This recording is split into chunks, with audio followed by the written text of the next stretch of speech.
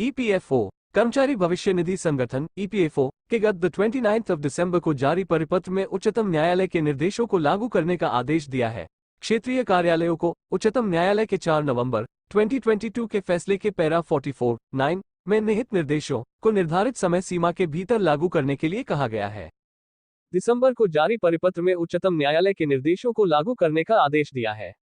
क्षेत्रीय कार्यालयों को उच्चतम न्यायालय के 4 नवंबर 2022 के फैसले के पैरा 44(9) में निहित निर्देशों को निर्धारित समय सीमा के भीतर लागू करने के लिए कहा गया है। साथ ही क्षेत्रीय कार्यालयों को ईपीएफओ की ओर से लिए गए निर्णय का पर्याप्त प्रचार भी करने को कहा गया है। इससे पहले उच्चतम न्यायालय ने अपने फैसले में कर्मचारी पेंशन संशोधन योजना 2014 को बरकरार रखा था। ईपीएस संशोधन अगस्त 2014 ने पेंशन योग्य वेतन सीमा को 6,500 रुपये प्रति माह से बढ़ाकर 15,000 रुपये प्रति माह कर दिया था। इसके अलावा सदस्यों को उनके नियोक्ताओं के साथ ईपीएस में उनके वास्तविक वेतन, यदि ये सीमा से अधिक हो, पर 8.33% योगदान करने की अनुमति दी थी। इसमें सभी ईपीएस सदस्यों को संशोधित योजना का विकल्प चुनने के लिए 6 महीने का समय दिया गया था।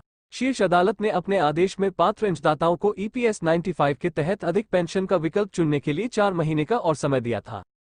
ईपीएफओ ने सर्कुलर में बताया है कि 31 अगस्त 2014 तक रिटायर हो चुके पेंशनर्स को इसका लाभ नहीं दिया मिलेगा। 1 सितंबर 2014 या उसके बाद ईपीएस से जुड़े लोगों को बढ़े हुए पेंशन का लाभ पाने का विकल्प दिया जाएगा।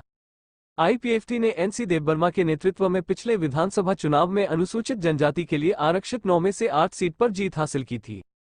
मेवार कुमार जमातिया के साथ देवबर्मा को बिप्लब कुमार देब के मंत्रिमंडल में शामिल किया गया था। त्रिपुरा के वरिष्ठ मंत्री और भाजपा की सत्तारूढ़ सहयोगी आईपीएफटी के संस्थापक अध्यक्ष एनसी देवबर्मा का रविवार को निधन हो गया।